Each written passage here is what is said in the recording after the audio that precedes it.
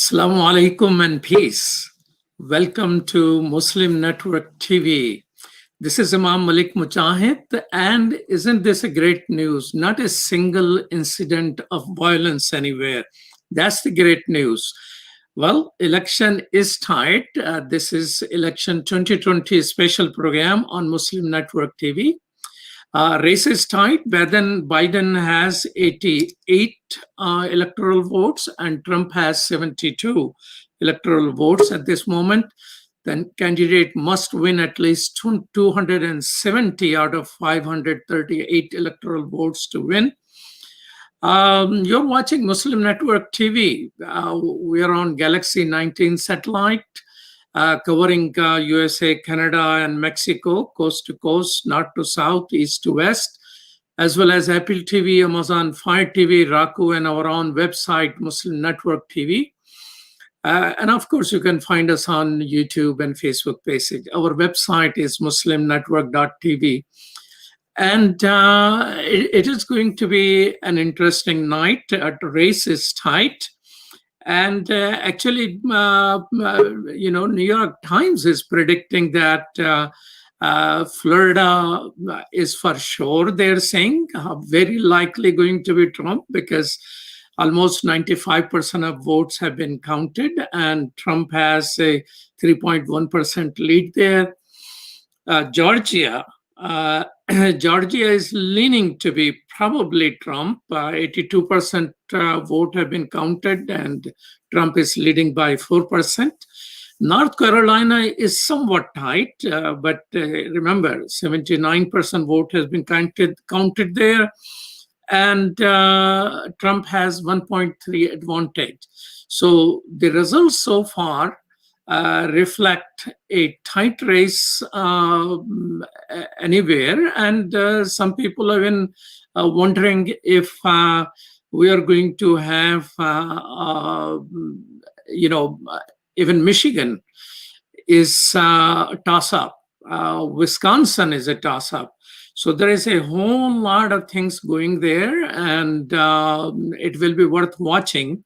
So it is going to be a long night. Most likely it is going to be a long week because these states, Georgia, North Carolina, and Florida, they have been counting their votes as they have arrived. But a lot of swing states are not doing that. And like Pennsylvania, there is a whole lot of dispute. So this is the election, highest turnout, number one, highest turnout. Number two, very tight elections. Number three, there are largest number of lawsuits. But the best thing is there is not a single case of violence. People have been worried about it, and they have been talking about that substantially. Guns are being purchased from all sides. It was normally white folks, but blacks and browns are buying guns. Actually, guns are no longer available. The popular guns are flying off the shelf. Ammunition is limited, that people are selling ammunition only once a week. And Sound Vision Foundation, which brings you Muslim Network Television, has been partnering with Carter Center to train people to mediate and de-accelerate. Now that may be needed because there is a call for protest tomorrow, second day of the election, day after election. There is a call for rallies on 5th, 6th, and 7th. All 4 days there are rallies. White House has been surrounded by, in a way that nobody can climb those barricades and sort of a wooden wall, which are, sometimes difficult to slide or something like that. Businesses are boarding up. So this is going to be very interesting night, actually very interesting week, it seems like. So this is Imam Malik Mujahid, and you're watching Muslim Network TV. We have a good program. which is being prepared for you. And this is our special election 2020 program. Race is tight, as I mentioned to you. Biden has 88 electoral votes at this moment. President Trump has 72 electoral votes, which are projections. Election results always are certified. And between actual votes and certification, whole lot of things happen, because how many votes are being counted? Have they counted all the votes which are still stuck in the post office? Judge this morning asked for 3 p.m. report. I don't know what 3 p.m. report came back. Wanted his postal inspectors to go to all places and gather all the votes and bring them to the place. So there is a whole lot going on. America has never voted this much. Well, thank you, Trump, and thank you, Biden, for mobilizing whole America. And thank you all people who are watching for your prayers and your actions and your training. Not a single case of violence. Guns are sold out, popular guns, that is. More people have guns, but not a single shot was fired anywhere. That is great. Let's keep it that way. You are watching Muslim Network TV on Galaxy 19 satellite. This satellite is up there somewhere. It covers whole United States, north to south, east to west. It covers whole Canada. It covers all the Mexico. So welcome, 57 million people subscribe to this satellite. We are also, Muslim Network TV is also on Apple TV, Amazon Fire TV, Roku, as well as on our website, muslimnetwork.tv. And if you have difficulty in any one of these places because of overload or whatever, everybody is watching results, you can always go to YouTube channel of Muslim Network TV as well. So we are going to have a great program for you. We have quite a bit of lineup. Let me invite my co-host, Professor Amna Ad-Din MacLeod. Assalamu alaikum. Wa alaikum salam. All right. So how you been? You're all dressed up in green. Are you looking for green victory or something? I thought green. I am. Don't tell me you're the green voter. No. I think that there are many issues this evening that I would like our audience to consider, because everybody just focuses on the presidential race. But well, if you don't want, the news is that McConnell has won. Congratulations to you. Huh? Senator McConnell, 7th time, have won his seat. So there are other seats there. Let me bring in Saqibul Islam, who works for Voice of America. And Assalamu alaikum. Wa alaikum salam. Thank you so much. So you are settle down. Yes, this is good. Are you at the Trump election headquarters right now? No, I'm in Washington, D.C., and Trump's headquarters is in Virginia, in Arlington, Virginia, close to Washington, D.C., but President Trump will be staying in the White House, and that's why they have barricaded White House from all 4 sides of it, and have never seen such kind of security around White House. So I was there earlier today, like about an hour ago, and they have closed down at least 9 blocks in front of the White House and 8 blocks on each sides of the White House for the traffic. And they also put a long fence on Constitution Avenue, which is the south lawn side of the White House, and it's a huge vacant area, green belt, which has also been barricaded by a long fence. So there are like huge security measures going on in Washington, D.C. Maybe in view that there are calls for demonstration tomorrow, day after. I mean, I have seen at least next 4 days worth of calls for demonstration and defending democracy and different things. Do you have any report? I mean, people were quite worried about violence. Do you have any report of any violence anywhere? Yes. First of all, I tell you that from November 3rd today to November 10, next Tuesday. There are calls for protests and demonstrations every day, and at least 6 organizations have asked Washington D.C. government for the protest permits, and they have been issued. And 1,000 to 10,000 people have been assigned, like they will be gathering in next coming days, and tonight it could be more. So I was there earlier. As I told you, in front of the White House, there are like thousands of people have already been, getting together in front of the White House, chanting, dancing. There's music going on. There's like, same old like what happens on inauguration night or what happens on election night. But of course, there are some tensions as well because the race is tight, and of course, what kind of rhetoric have been coming from both the candidates for the results acceptance and all that. So with that, a lot of people are trying to stay away, but still young people are out there. So far, there hasn't been any incident of violence or any kind of clashes. There have been a couple of minor altercations between protesters, and of course, a couple of people were arrested. And whole DC Police Department will be on duty for next whole week. Nobody's going anywhere. Nobody's taking off, according to the Mayor Bowser of Washington DC, and of course, National Guard have also been put on standby.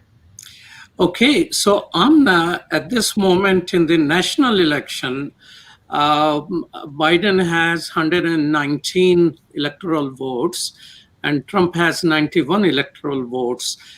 In terms of the Senate, which is also at this moment, Democrats have secured 42 and Republicans have 38. It seems like a tight race all over.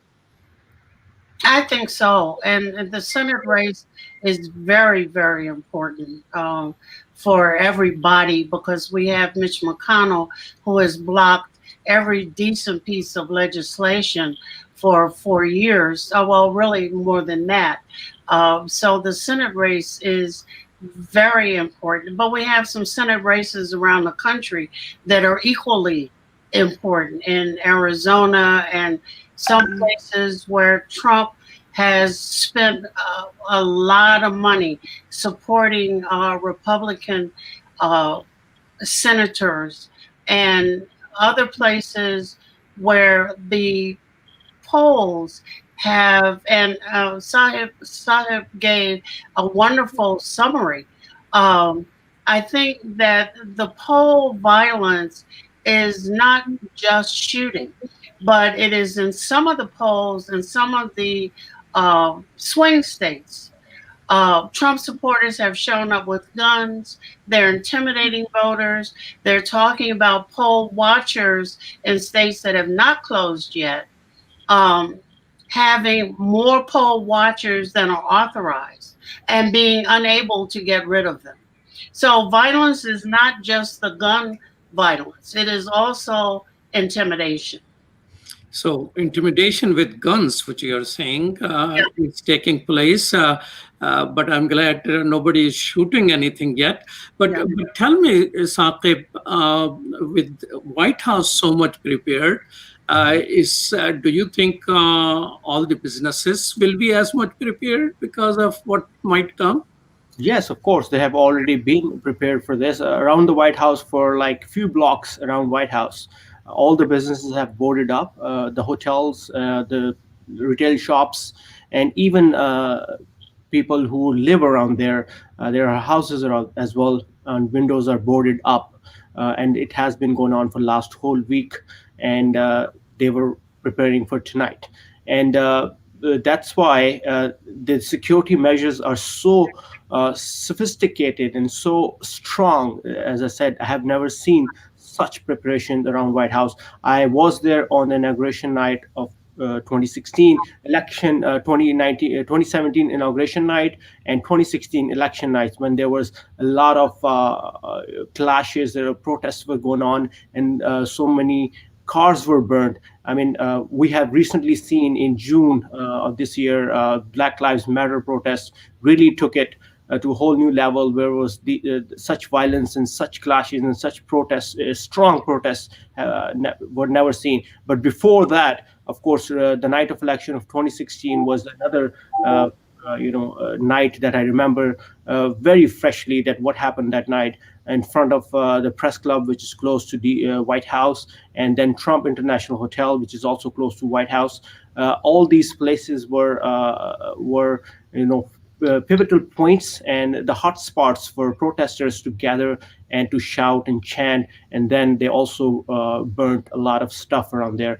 But this year, it looks like the DC government is prepared, because they have recently seen protests in June of this year because of Black Lives Matter protests, and they were like really prepared this time, given this election's importance. And so tell me how Voice of America is covering this for the world. Voice of America is for the rest of the world, for not the United States. Mhm. But how are you listening to people in the other parts of the world, what they are thinking about the US elections?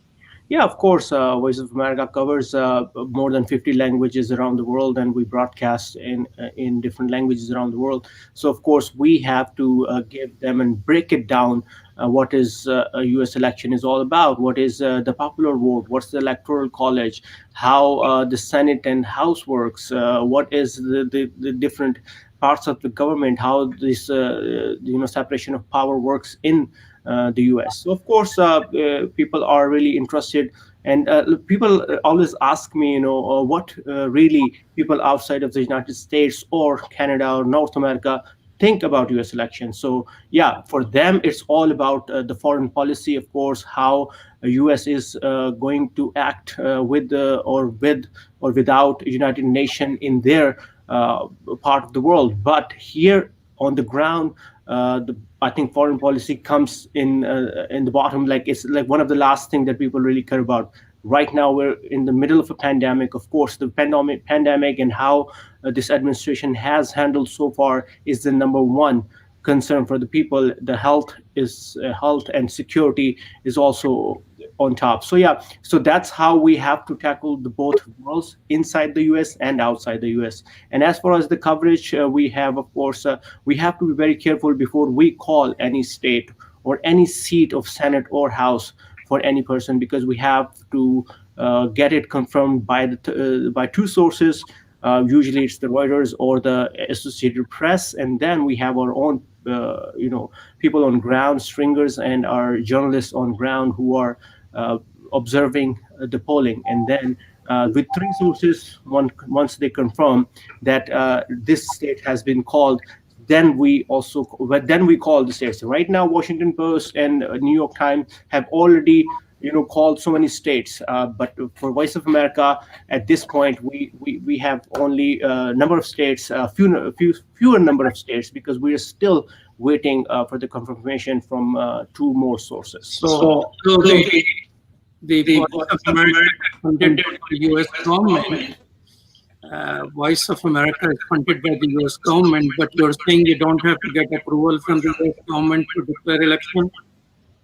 No, it's an independent news organization. Of course, it is funded by the government, but it's just like any other big news organization around the world. So I draw a parallel to BBC or Deutsche Welle in the world, who do the same work as we do. We are sitting in the US. Of course, that's where we come from. So that's how every government tackles their broadcasts or their organizations differently. So yeah, for the US, it's different. And of course,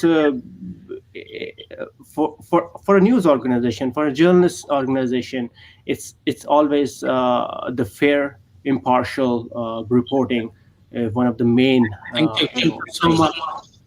You're watching Muslim Network TV on Galaxy 19 satellite, Apple TV, Amazon Fire TV, Roku, and our own website, muslimnetwork.tv.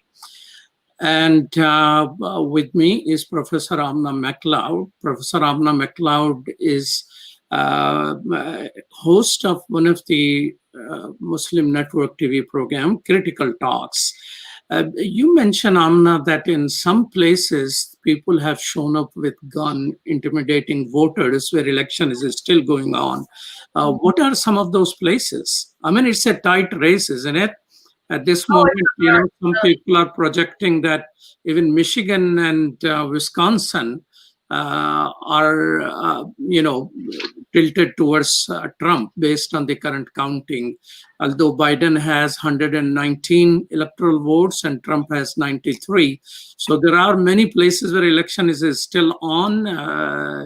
So what are reports you're getting there? Well, several of the things that Saki addressed are important here. And one is that I'm glad that they used two sources because, as you and I both know, the numbers change throughout the night. We have lots of mail-in ballots that haven't been counted. But in Arizona, Georgia, and Iowa in particular, voters have been intimidated. And they have been reporting folks showing up inside the polls, etc., trying to, and even asking, who are you voting for?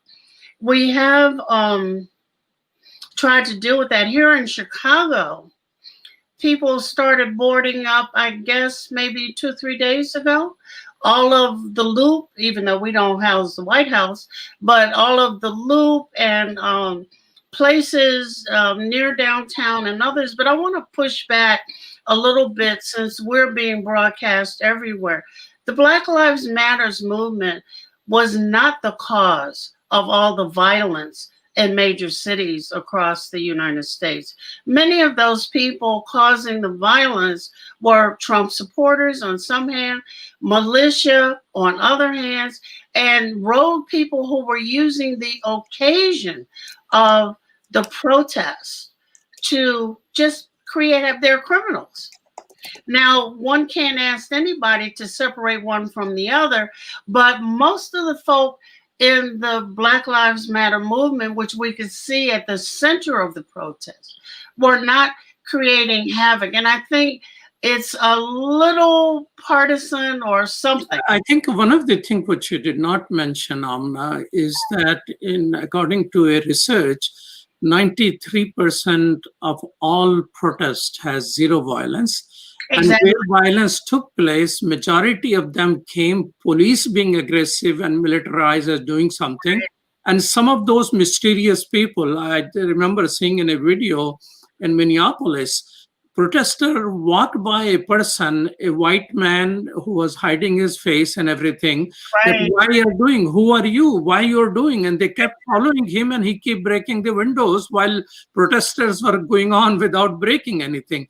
You're watching Muslim Network TV, and we will take this short break. This is our special election coverage.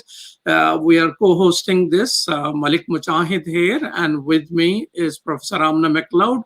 When we come back, we will have a voter from Florida who is a Republican, and we will hear what he has to say. We'll be right back after these messages.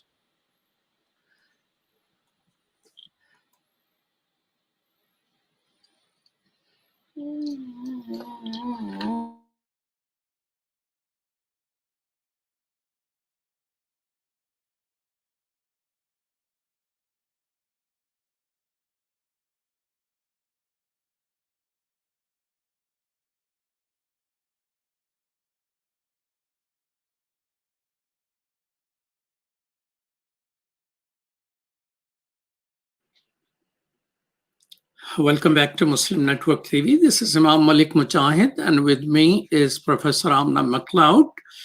And we also have with us, joining from Florida, Victor Ghalib Beg. Assalamu alaikum. Walaikum salam. Assalamu alaikum. Walaikum salam. Thank you for having me. This Republican and Democrat seems to know each other well.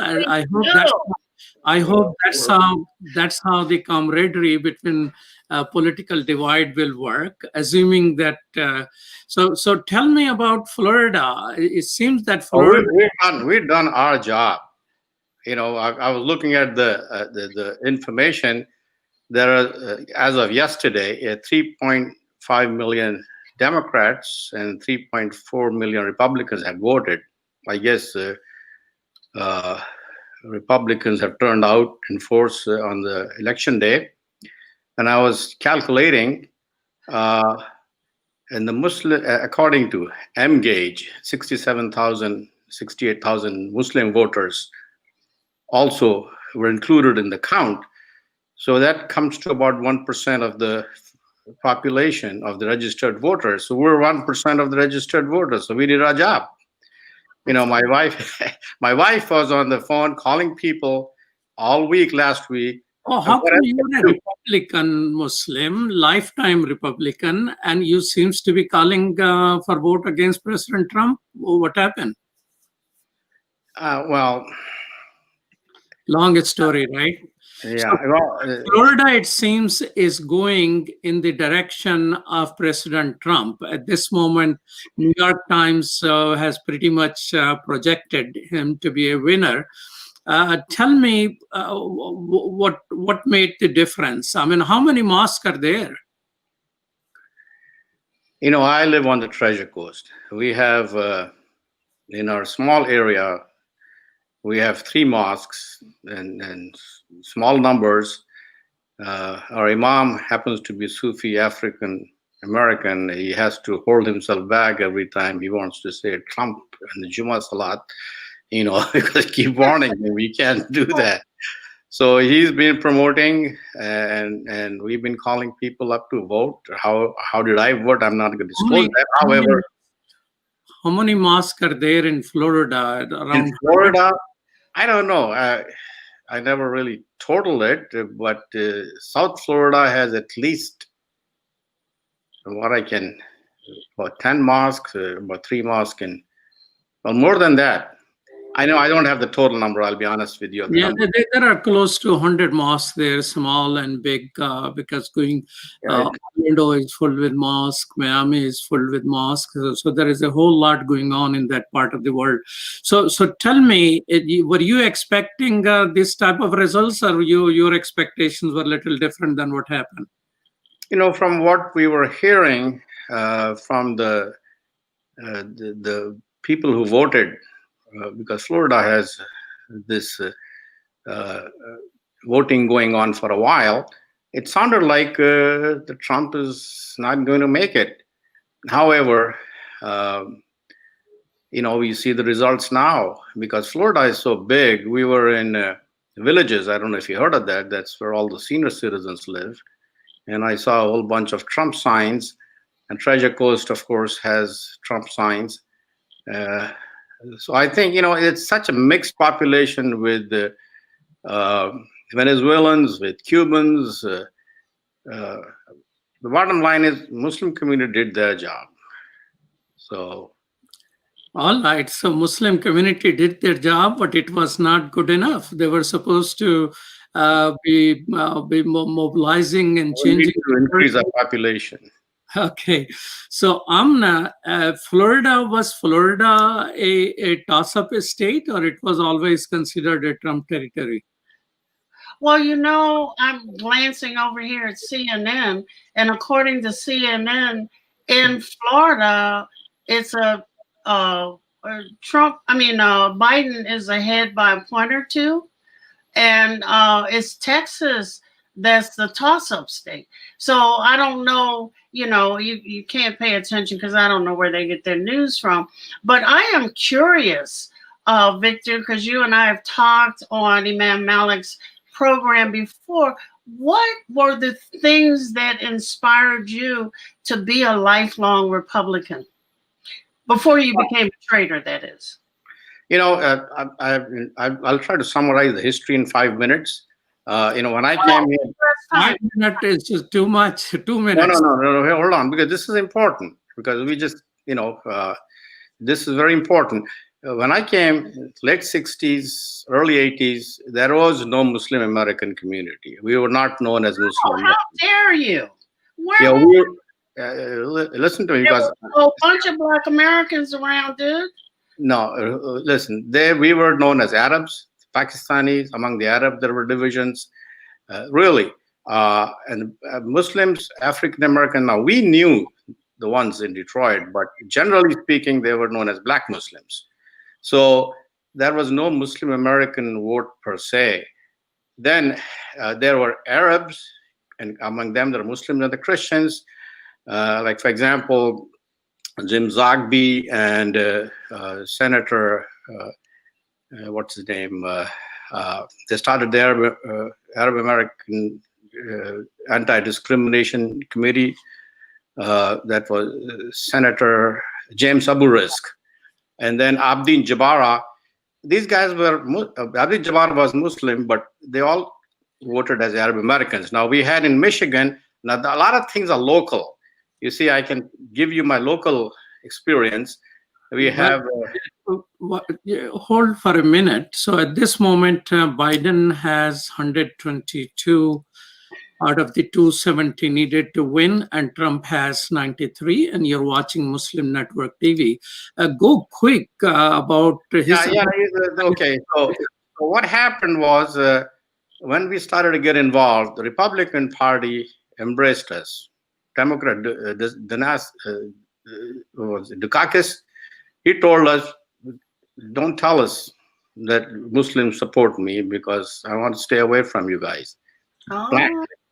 And in Michigan, you know, in 90s, fast forward to the 90s, Governor John Engler, Republican, got elected, and I was with him on the night of election, and he appointed a lot of us to very high positions. I served on the Michigan Community Service Commission. I served on Blue Ribbon Commission on gaming in Detroit, and so we were accepted in the Republican Party. And the Democratic Party was, you know, even fast forward more than 2000 when Bush got elected. He was very receptive to us. We had two meetings, one in Austin, one in Michigan. Al Gore took time to even get together with us. So this was the history of and again, there was a divide, of course, between African American and the Indo-Pakistani community. So we were naturally, and I tell you, we have conservative values, and so we were naturally attracted. I was a businessman, and you know, the business people not really. I lived in a suburb, and that was more of a Bloomfield Hills are very much Republican. I got elected on my school board. I was supported by the Republicans. So there was a history why I became a Republican, and I'm glad I'm Republican because I'm a Treasure Coast. It's a Republican district. I'm very close to my Republican congressman, who's done a lot of good things for us as Indian Muslims. Okay. Wow, so you let him go that easily, Amna? Pardon you? I beg your pardon? I said you let him go that easily. You accepted his. Well, I think his history in the United States, and especially Muslims in the United States, and to throw all African American Muslims into one pot is so offensive to me. I don't know what to say, but I can understand his. You know, if you're electing people, you get to be with them, etc., and you find them accepting. I can understand him choosing what he chooses, but there's an Islamic emphasis that's being missed, and that is care for the poor and the indigent, which the Republican Party doesn't do. Well, that's how it was at that time, Sister Amina. To be honest with you, there was a divide, and in many ways, even to this date, there is, to some degree, it is. So there's nothing we could do about that. And you know, the Muslim community also loved the photo opportunities at that time. I'll be honest with you. I mean, I was involved in a different way, but a lot of other people who came forward, you know, I don't know why, but they did. So you're watching Muslim Network TV, and this is Professor Amna McLeod. This is Imam Malik Mujahid, co-host Professor Amna McLeod, and we're talking Ghalib Beg from Florida. Now, what your neighbors who are pro-Trump people, I mean, unlike what Hillary Clinton said, the basket of deplorable, they are your neighbors. You have conversations with them.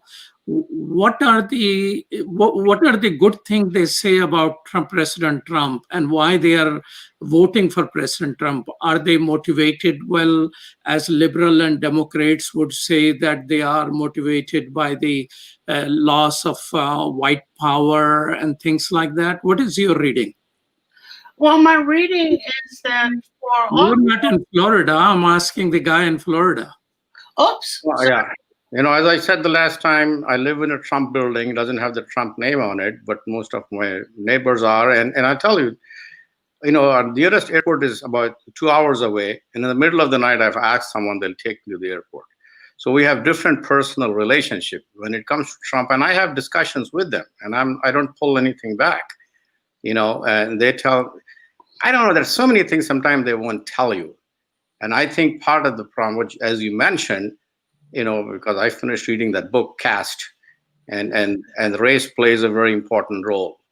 And I don't know, I still have a question, having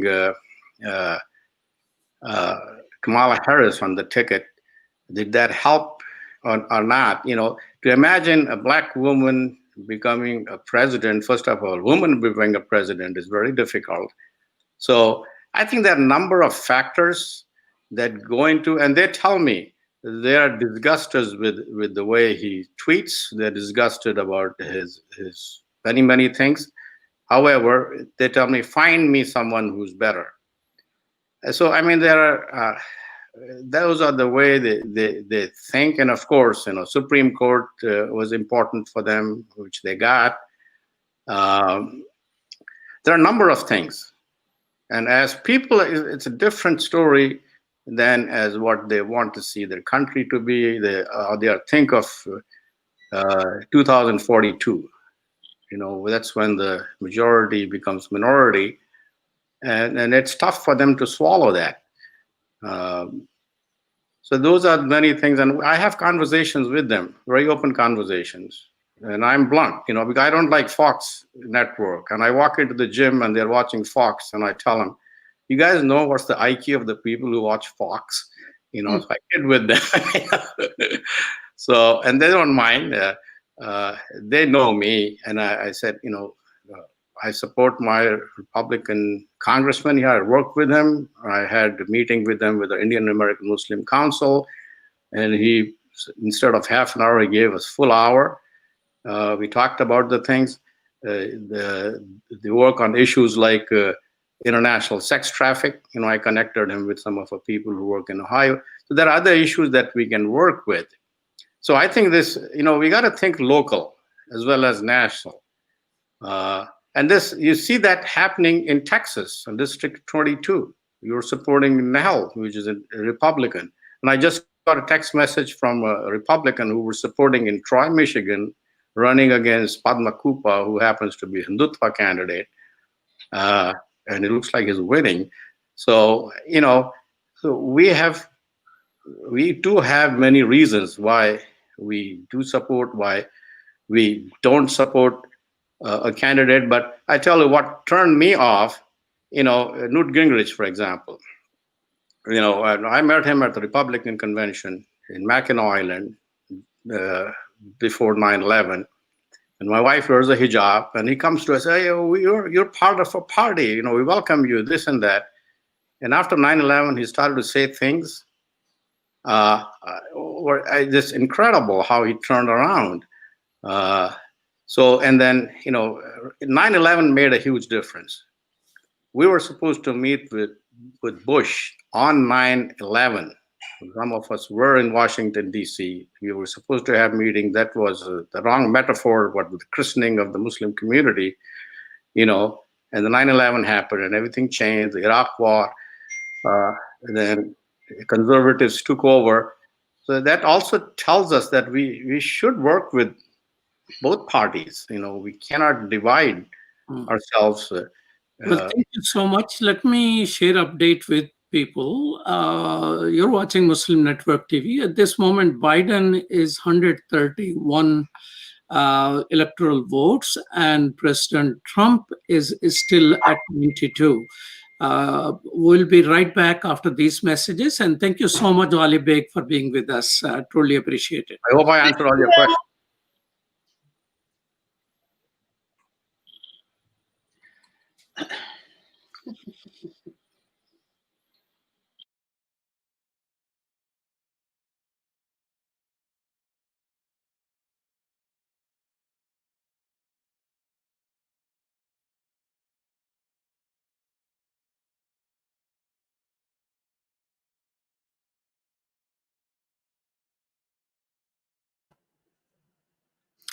Welcome back to Muslim Network TV. This is Imam Malik Mujahid, and with me is Professor Amna McLeod, and we are joining by Preacher Moss. Welcome, Texan. How are you doing? Assalamu alaikum. Wa alaikum assalam wa rahmatullahi wa barakatuh. How you doing, Queen Amina?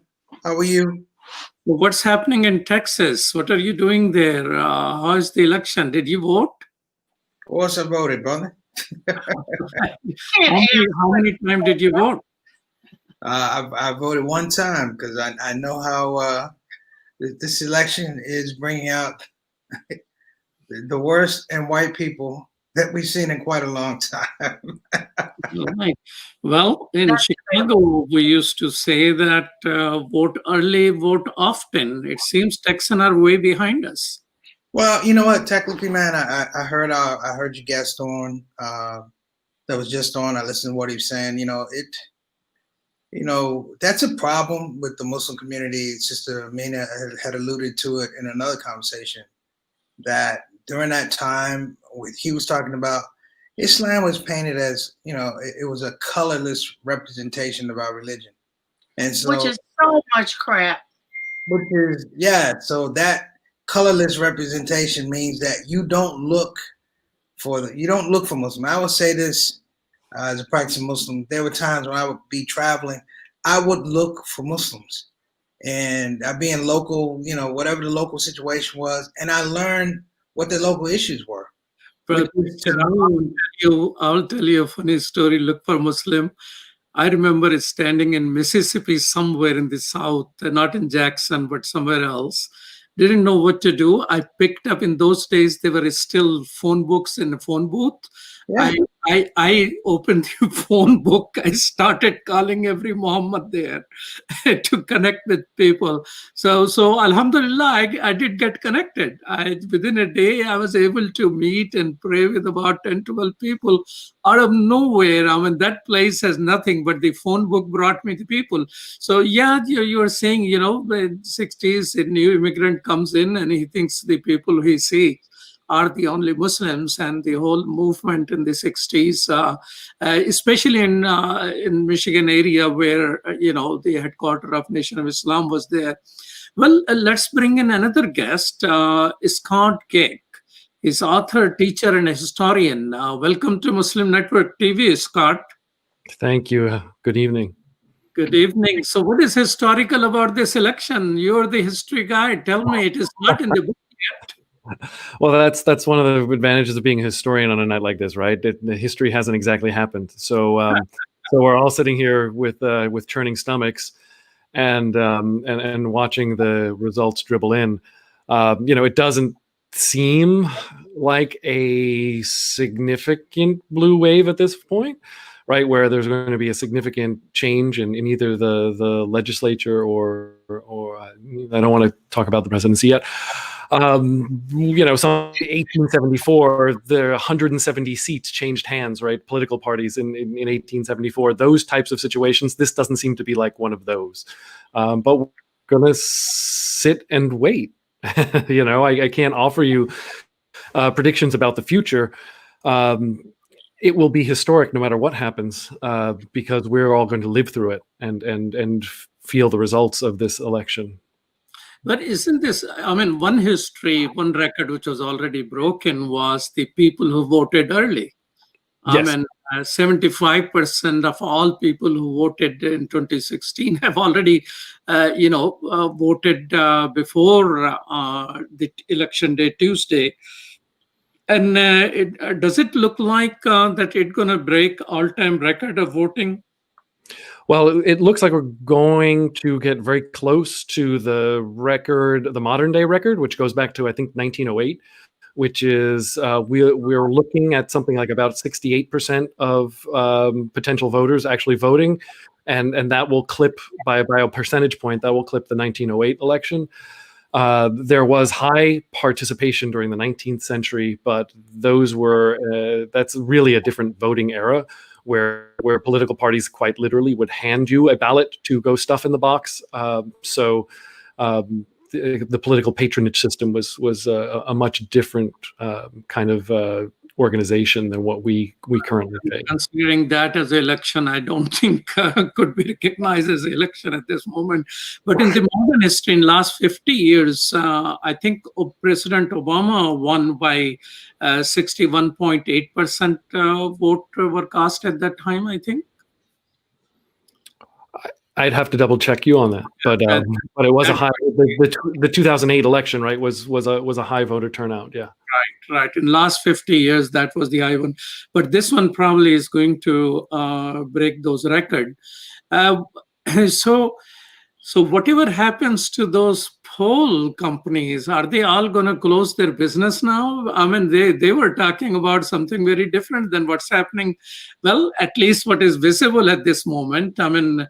It seems extremely tight, and it could go either way. And New York Times is actually predicting substantially in favor of President Trump. So, how many elections in the past have been such in which, the person with the popular vote did not necessarily get into the office?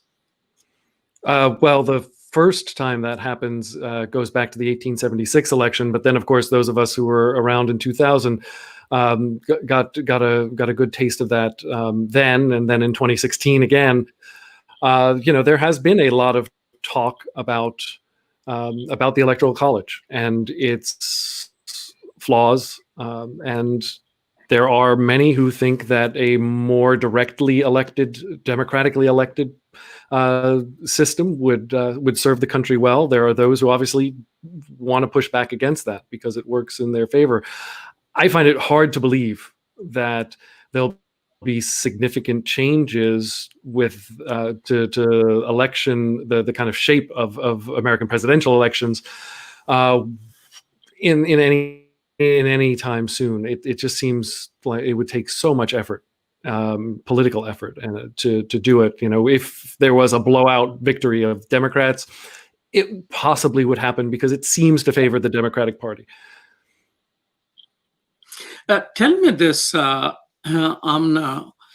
whether Biden wins or Trump wins. I mean, Trump made in his own way, in his own style, in his own language, he made a serious effort asking for blacks to vote for him. Of course, last time he said what you got to lose. This time he didn't say what you got to lose.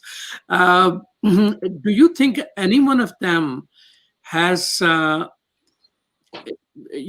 enough of the strength to transform the criminal justice system, which has become, this is what nation was in before pandemic hit us? You say either one of them, meaning Biden or Trump? Yes. Well, I would say that Trump has no will. It serves him.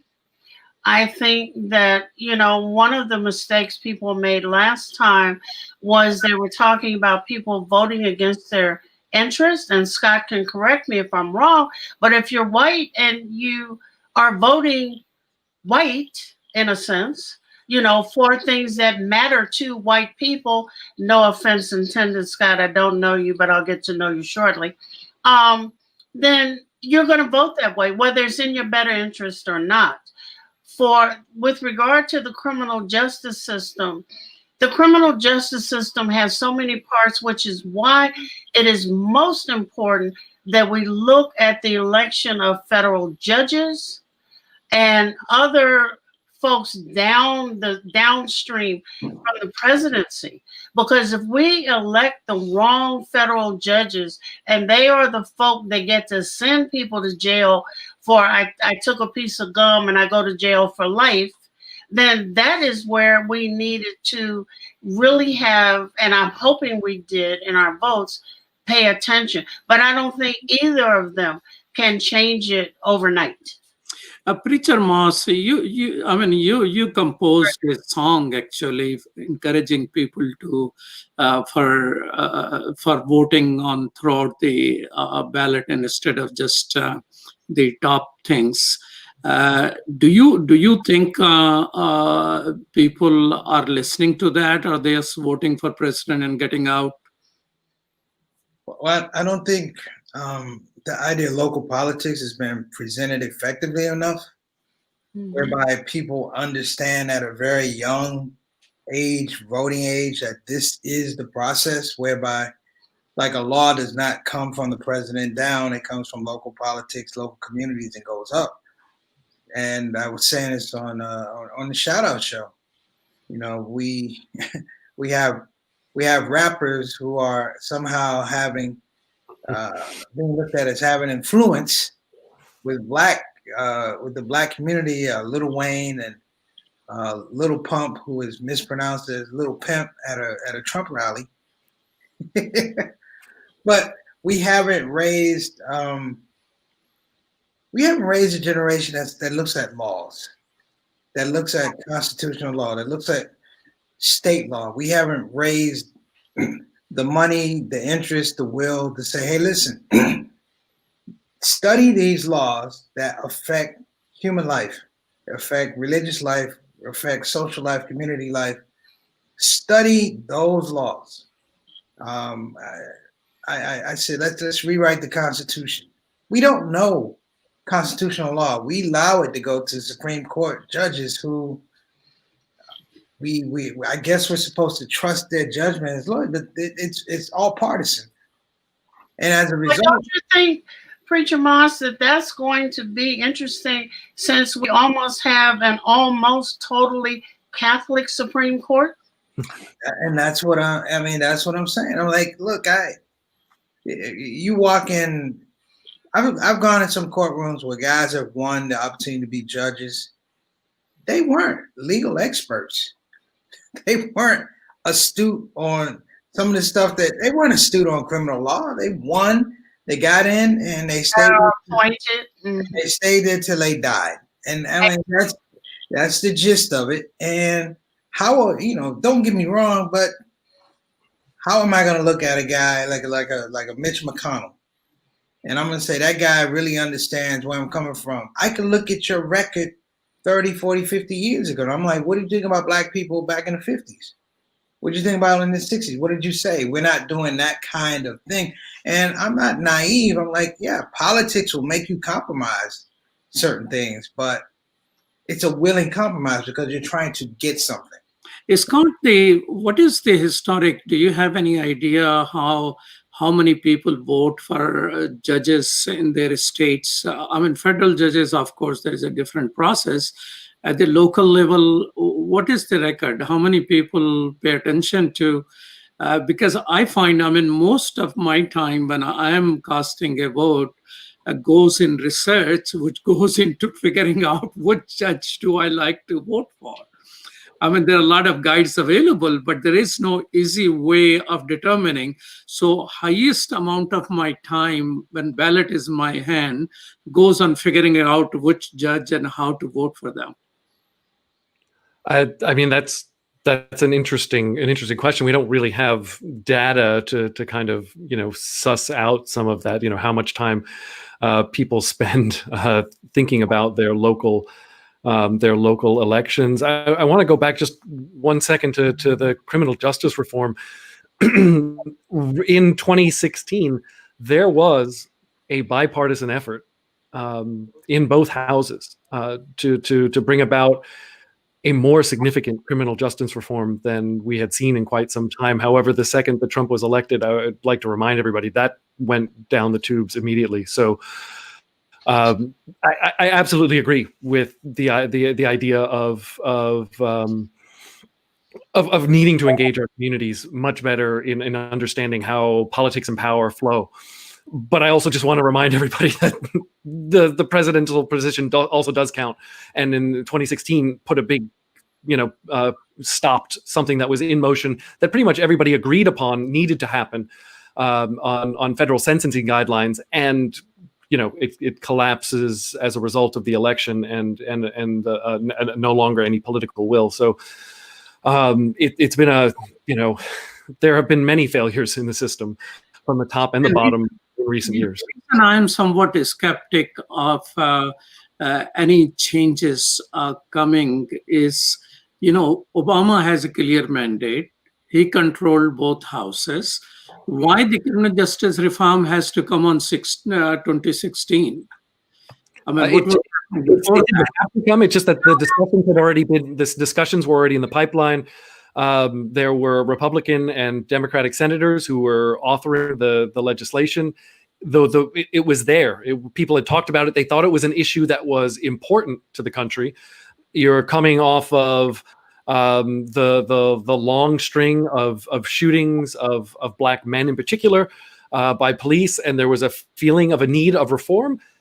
Probably not as much reform as I would have preferred, but there were there were moves in that direction, and there was nothing that happened in the last 4 years. So it didn't have to come in 2016. It certainly, but it was going to happen. Everybody presumed it inevitable, and then Trump somehow won the election, and somehow. I still, it was also the fact of who controlled the Senate, where conversations get shut down, and then the president can step in. Absolutely. How at the moment the Senate seemed rather pretty much behind it. Well, there is an update in the not the presidential one, but on the Senate side. Republicans have lost 1 seat, and Democrats have gained 1 seat in the Senate. So you're shrieking as a Democrat there, I think. No, I'm nonpartisan. Okay, no. I'm doing my weightlifting in advance. Okay, so in Colorado, Hickenlooper have won the Senate seat, or at least have been projected to win that particular seat. So there is a one difference in there, which is somewhat significant. And so this is what I wonder. I remember very early days of Obama administration. Among the 2-3 things they will talk about will be healthcare, immigration reform, and criminal justice system reform. He got 1 out of the 3. And I think it was when you have both control. So we don't know at this moment who is going to control House. It seems like Democrat. It's not clear who is going to control Senate, and presidency is up for grab, and probably it will remain so. So whoever wins, I'm not quite sure if the criminal justice reform is going to be happening anytime soon, because if Biden does it, the way he's struggling in Florida and Georgia and North Carolina and now in Michigan and Wisconsin, it seems that it is not going to be a clear mandate for a sweeping change. That's what I'm wondering. It's not the intent of the person, it's the mandate of the person. Anyone, if you have any thoughts on that? Oh, I think it's a lot of things. Gyla, who we talked to a few moments ago, talked about reading the book Caste. And if you have decided that there are some people who, because of the color of their skin, are more deserving than others, it's not saying that the police don't ever arrest white people, because they certainly do. But if you have a group of people who are more deserving of being caged than others, and being caged for longer past their productive years, then that's going to be there. But I think the people in Florida, even though it's a multifaceted community, there's some other things to consider. Immigrants who get here and are permitted to stay it seems to well up in them a love for this country that they have not reflected upon yet. And I think that is very important. Those of us whose ancestors have been here for a while know better. But those who are just getting here for a long time, America is still wonderful. Don't turn out your lights, Scott. Turn it back on. There you go. I got to sit next to somebody. I got to take a picture with them. And I'm saying, really? And then when they're deporting you, please take the picture with you. All right, deposit picture back. You're watching Muslim Network TV. This is our special program on Election Day Eve. We'll be right back after these messages.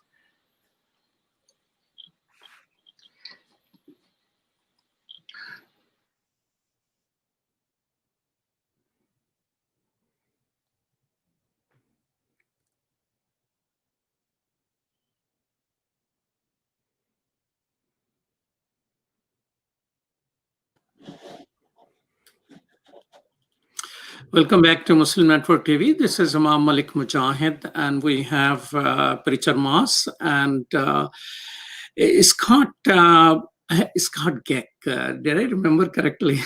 Absolutely. Okay. All right. So we would like to add another guest at this moment to this conversation, and that is Hina Zubairi.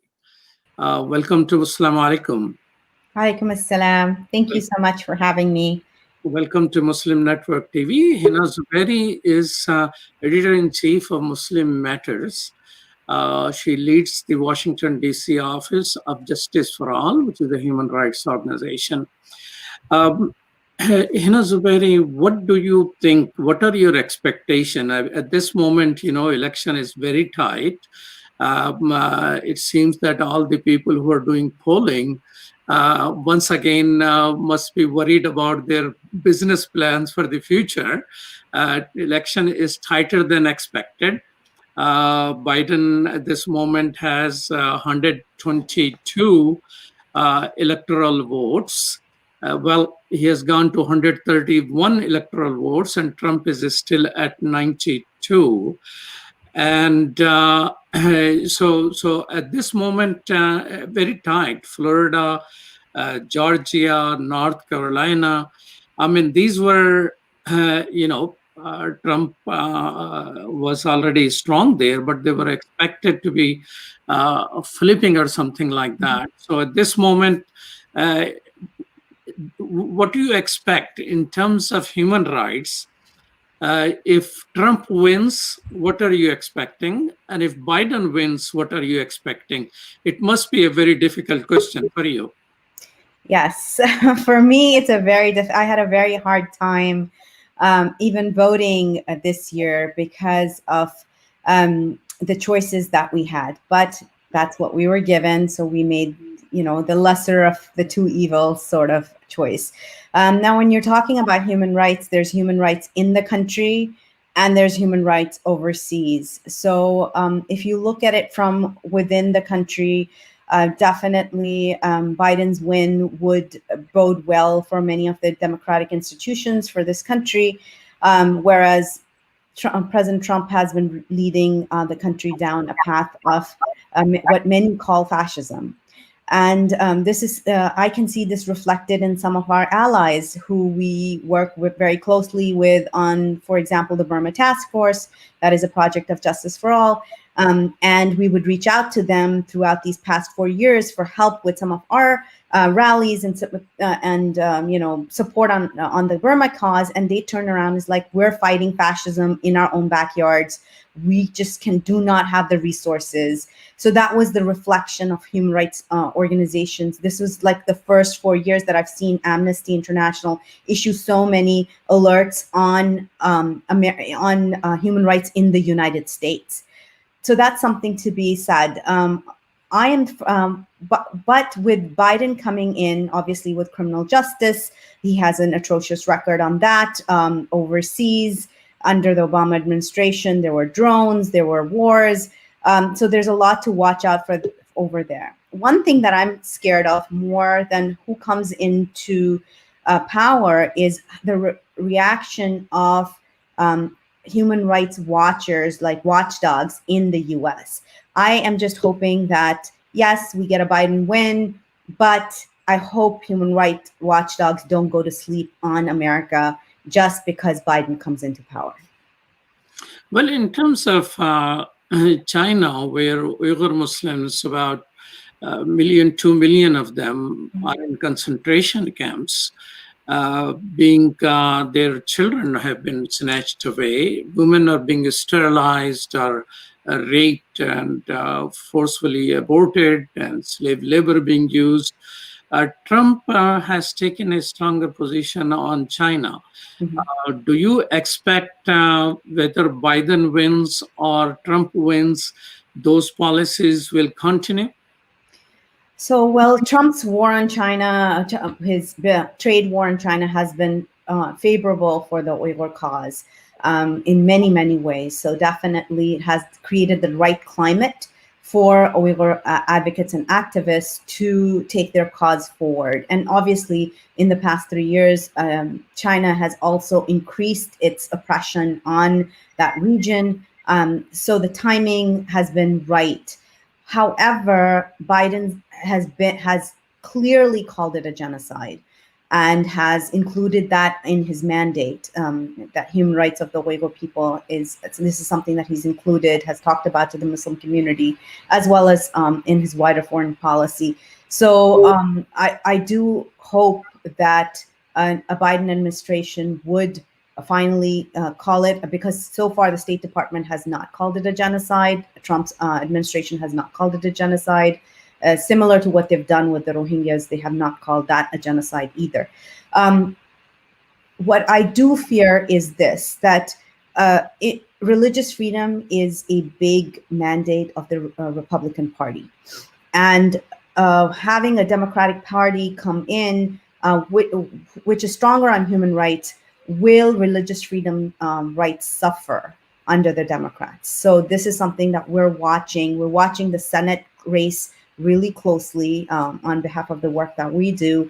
There are 23 Republican held seats which are on the ballot this year, compared to just 12 held by Democrats, creating a very dangerous playing field for Republicans. As polls began to close, Republicans were contending with an unpopular president and a nation grappling with the coronavirus, and it seems that we might be having some states flip. So we do know, and this is really important for us because, for example, Mitch McConnell just won his seat again. I believe Fox hasn't called that out yet, but it looks like with a majority of the votes in, Mitch McConnell has won. And he has been blocking so many bills, including the Burma Human Rights Bill. So this is something that we're not, this might be for a lot of human rights activists. Mitch McConnell winning his seat might be an even bigger upset than President Trump winning. Wow, that President Trump will not be pleased hearing that. Professor Scott Keck, tell me this. What is your read about Biden and human rights? I mean, Democrats domestically liberal, somewhat, despite him being a centrist, do you think human rights at home and abroad are going to be treated any better by Democrats under Biden as compared to President Trump? I mean, it's it's an excellent question, and I think it does depend on what issue you are speaking to in particular. We obviously have already touched on criminal justice reform and the difficulty without controlling both houses in the legislative branch, right? The difficulty of pushing that through. So you wonder whether or not the prison system in the United States has a chance at any kind of reform. We obviously, one also thinks of coming off of the Trump 4 years, first 4 years here. You're thinking about the border, and you're thinking about treatment of asylum cases. I find it hard to believe that Biden could make some of those policies worse. And could perhaps bring us back into international law with some of the policies. So, I would expect domestically that things might ease a little. But would you say they get better? Yeah, ease. How about ease?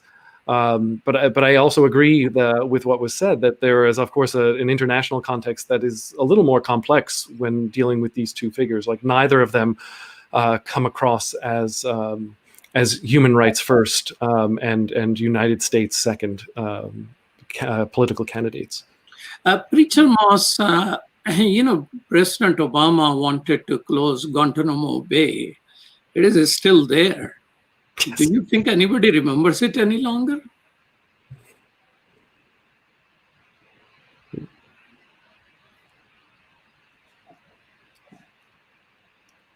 I was saying, yeah, the people that are still in Guantanamo Bay remember it. So yeah, that's, just to go there. I think the thing, man, is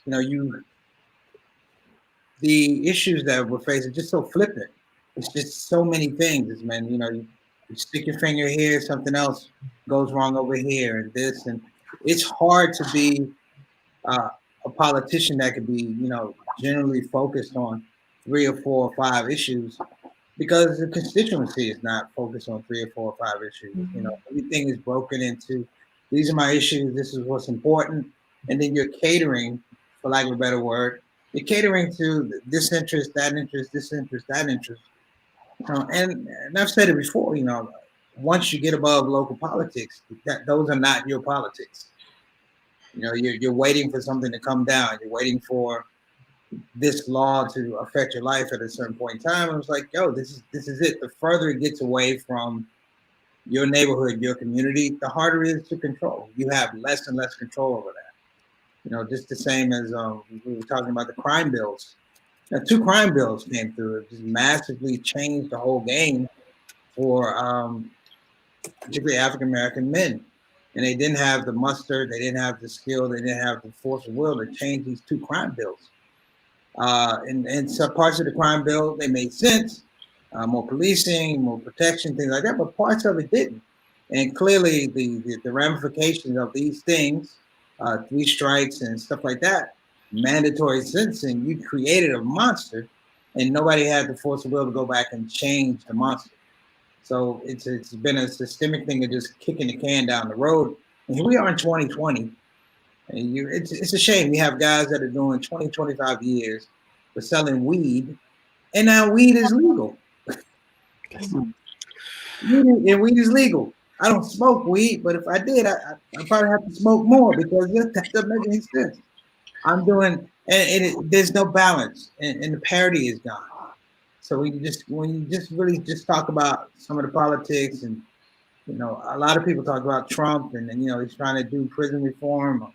But this is the guy who, with the Central Park 5, took out a full page ad and said these kids should be sentenced to death. Nobody says that. And he never even went back and said, hey, these guys are innocent. I made a mistake. And, American politics now is you can't say I'm sorry. You can't say I made a mistake. So it moves further away from that. You're watching. Go ahead. I wanted to say, if it all makes sense if you look it into the context that there's a war on the streets here and there's a war abroad, with the police being increasingly militarized. This is all a part of that military-industrial complex. It's we have all these weapons. What are we going to do with them? We're going to, give them to our police and bring that war onto the streets itself. And these incarcerations, Guantanamo is tied to our prison system here. And if we look at it from that perspective, especially as Muslims, because majority of these communication management units are filled with Muslims that have been political prisoners here in the United States. A lot, and then you connect that to the prison system where many Muslims find Islam, alhamdulillah, So when you look at it, I believe the source of evil is the same, and perhaps fighting it will be the same too. Well, I think the thing is, when we're talking about Ferguson, and I went back and did the research about Ferguson. What they came out with was the fact that we basically had a police caliphate in Ferguson, Missouri, that treated the black citizens of Ferguson as assets. And the police were designed to make sure that they extracted whatever they could in terms of value from the assets. So you had guys getting jaywalking tickets. You were getting guys, they were guys parked in their cars, not even moving, getting tickets, getting arrested. And you create this whole scenario because those assets have to feed the machine, have to feed the local government. And now you have that, you put that impetus on, it's like, this is the crux of your job. And so every cop now is, I'm fearing for my life. I get that, but you're fearing for your job. And it's easy. I'm just saying it's easy to go out and work in that aspect as opposed to just let me be a fair peacemaker in these communities. Let me get to know these people. It's just unhappy. Muslim Network TV, and race is tight, more than what was expected. Biden has 131 electoral votes. President Trump has 98. Democrats have gained 1 Senate seat. Nothing else is significant to be mentioned at this moment. But what is significant is that we have a guest from Pakistan, and Farrukh Khan Pitafi is a Pakistani columnist, talk show host, and an analyst. Assalamu alaikum. Wa alaikum assalam, sir. How are you? All right. You got a very nice, bright background. We're looking for that background in America today. So tell us how Pakistanis are seeing the United States elections at this moment. Imam Sahib, a few days ago, I was part of another interaction with the US network, and I told them that there's lukewarm interest in what is going on in the US. In the past, there was a time when people were really engaged. At this time, with the exception of people like me, whose job it is to actually cover what is going on, I don't see that kind of enthusiasm or, a matter of choice in this case. One reason might be that a lot of Pakistanis have reconciled with the fact that no matter who comes into power, Pakistan is going to play a second fiddle. It is primarily India because of China that is going to be at the center stage. So they are ready to work with whosoever is there. At this moment, however, I'm seeing many Pakistanis on Twitter, Facebook who are following it, but that would be down to intellectual curiosity rather than any agenda or interest. We had shortly, just before, a person who works for the Voice of America, and he was sharing that quite a bit of interest in the world. So from pure Pakistani perspective, you see Pakistanis have resigned to the fact no matter who wins the election, it will not make any difference whatsoever. Yeah, or maybe it is that whatever we have gained regarding Afghanistan and all the diplomatic gains, whatever that might be, they are going to stay no matter what, because Pakistan, A, is also an important country, but B, as I pointed out, that in this region's dynamics and its own matrix, Pakistan will always be considered a second fiddle. So U.S. foreign policy, just like other countries' foreign policy, it seems to continue to have a continuity, no matter who comes in power. But there was a difference which Hina Zuberi mentioned. She thinks that Republicans care more for religious freedom, which is being challenged for Muslims all around the world in many places. And in that case, whether Joe Biden will care for religious freedom as much or not. As religious freedom, it's not been a realm of Republicans to allow missionaries to go around the world, or it has been equally acceptable to all sides? Well, you're asking somebody else, sir. Yeah, I'm asking Scott here, who is a professor of history.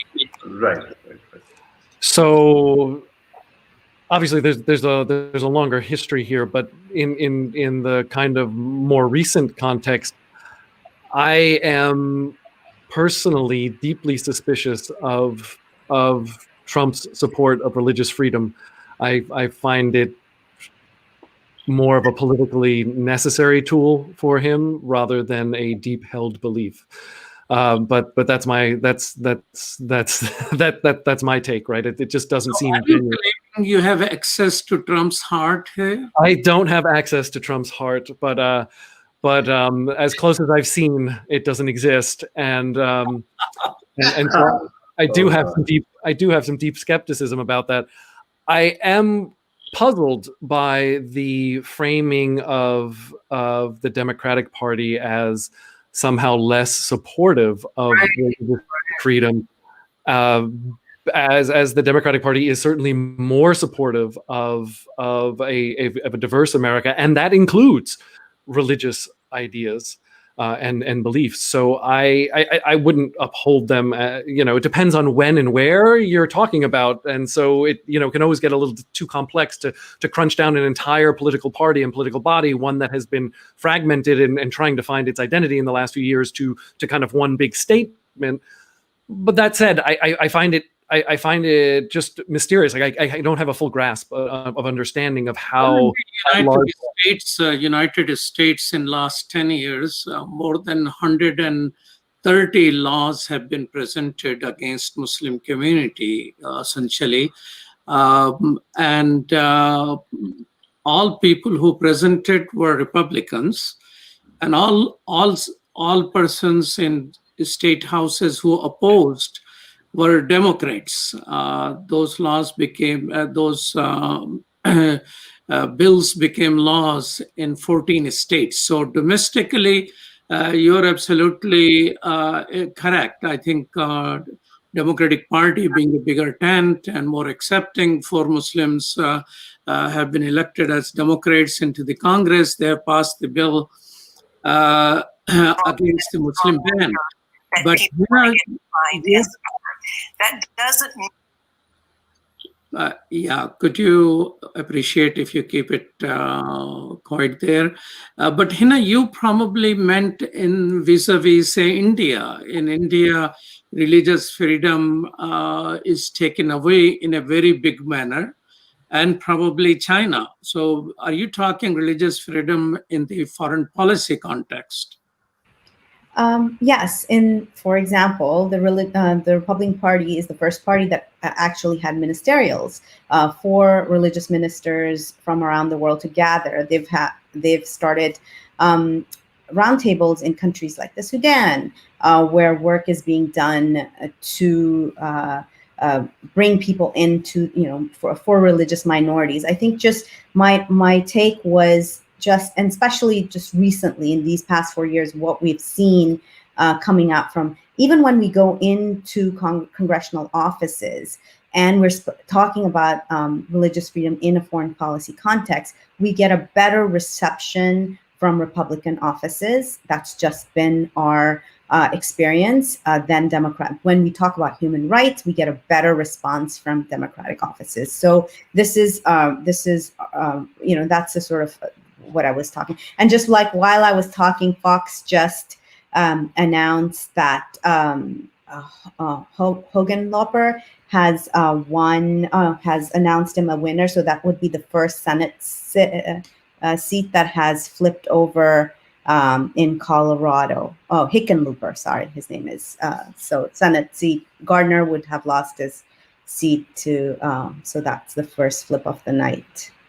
Okay, so Farooq Khan, so if Pakistan think that no matter who wins, policies are going to be similar towards Pakistan, and Pakistan and America sees both things in reference to China versus India.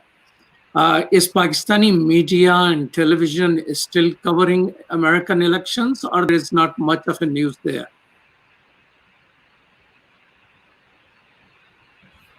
You need to unmute yourself.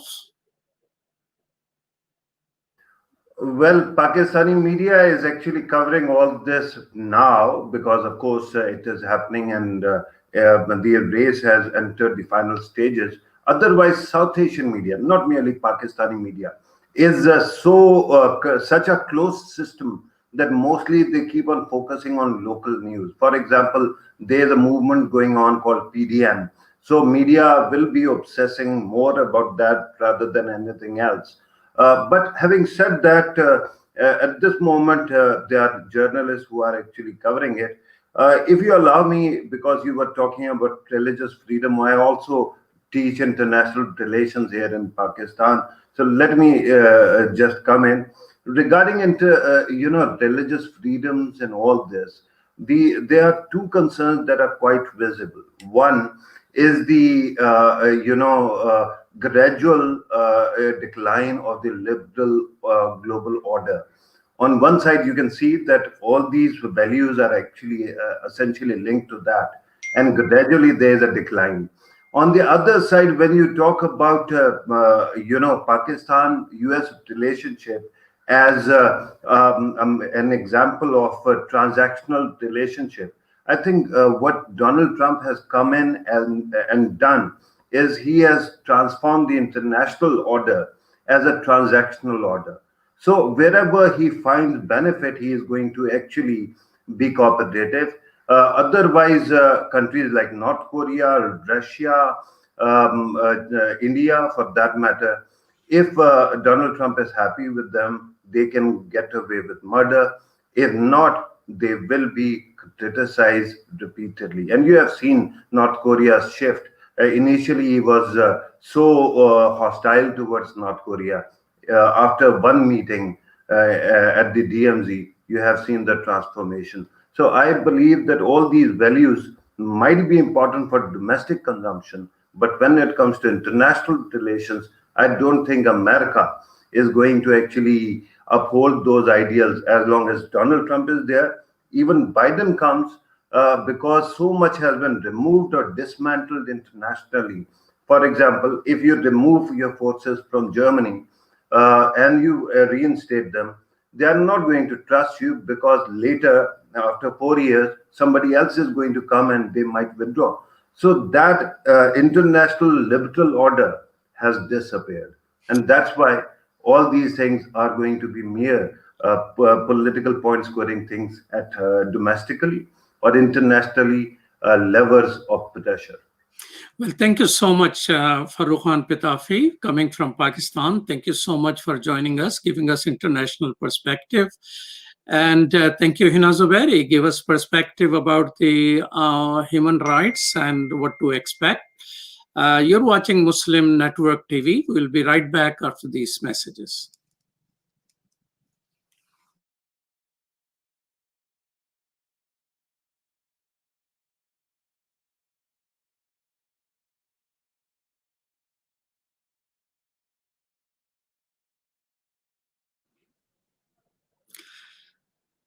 Welcome back to Muslim Network TV. This is Imam Malik Mujahid, and with me is Preacher Moss and Scott, Professor Scott.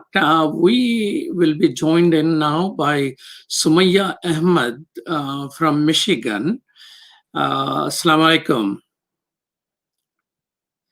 Okay, you need to unmute your mic so we can hear you.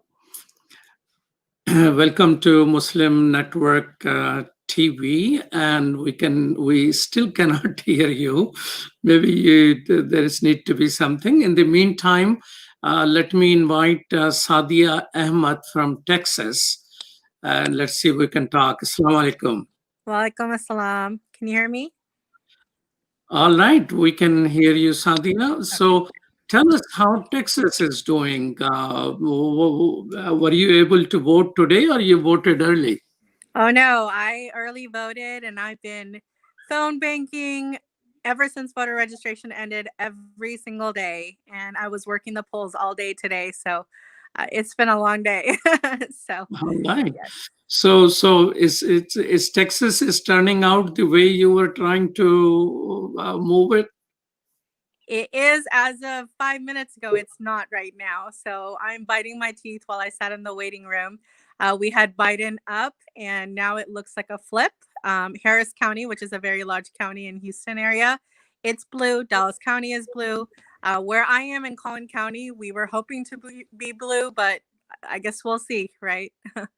But we are watching our House races very closely because we definitely need to flip our House blue. As the home of voter suppression and gerrymandering, if we don't, we're in some trouble. So, Okay. So, Sumaya, somehow I would like to talk to you, but you're still on mute for some reason. Can you hear me okay? Okay, now I can hear you. So welcome to Muslim Network TV from Michigan, right? Yeah. So what's happening in Michigan? Are you losing, who is winning in Michigan?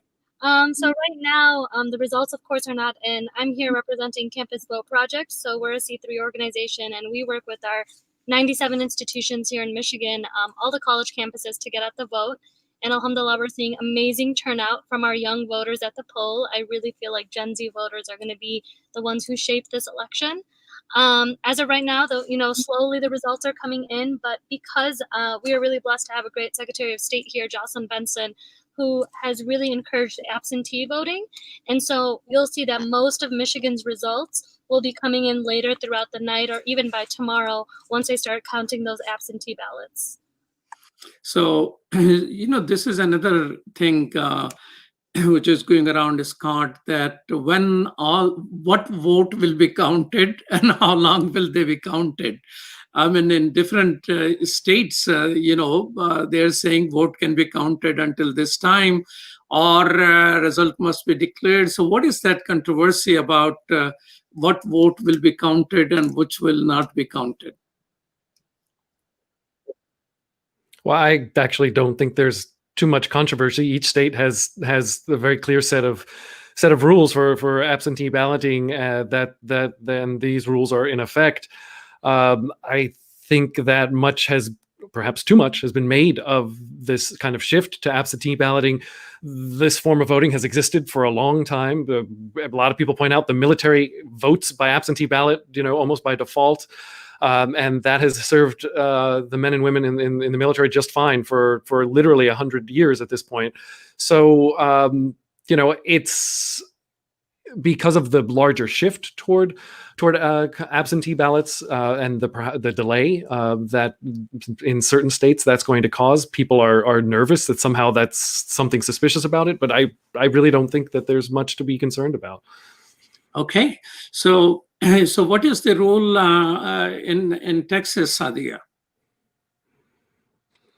So in Texas, we were pushing people to go drop off their mail-in ballots today rather than mail it. I think about a week ago, we stopped telling people to mail it because with the postal system being slower, as you've been hearing, here, if it's not in today, it's not counted. And that's just it. There's no leeway for that.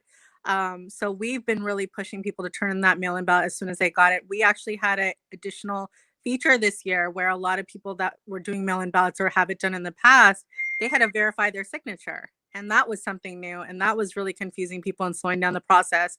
So that was another way of, suppressing the vote. So people had to go get their signatures notarized, and a lot of people's mail-in ballots were not going to be counted otherwise.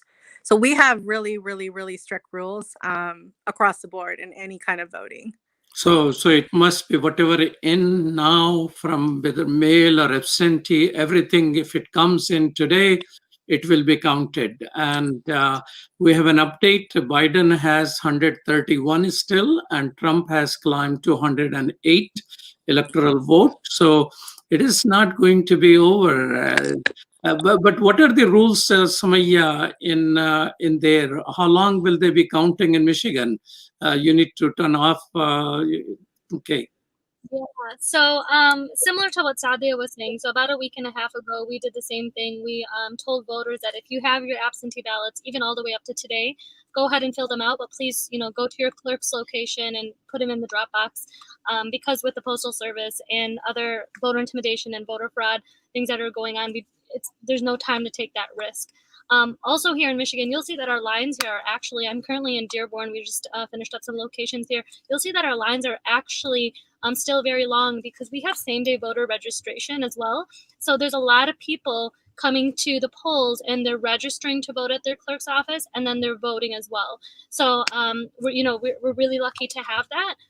But if your clerks are not prepared for that, even though they've been told several times on the ground, you'll see that the lines are still long. I just got some updates from our campuses like U of M Ann Arbor and MSU, Michigan State University, that there's lines out the door still of people waiting in line. However, after talking to college students and working with them, college students have a lot on their plate. They're juggling exams, they're juggling COVID lifestyle, they're juggling a lot of things, and a lot of them work, 2 jobs on the side. And so the fact that they had the opportunity to do absentee ballots to make sure that they had, the opportunity, they didn't have to take the day off, they didn't have to miss classes, anything like that, really helped them get out the vote. So Sumaya, in Michigan, vote will be counted if they receive until today, or absentee ballots could, if they're postmarked until today, they can keep receiving them? So as long as they have been received by today, then they'll be counted. Okay, as long as they have been received today. So that will be counted. Well, in Illinois, Professor Amna McLeod, you're already done. Everything is done here.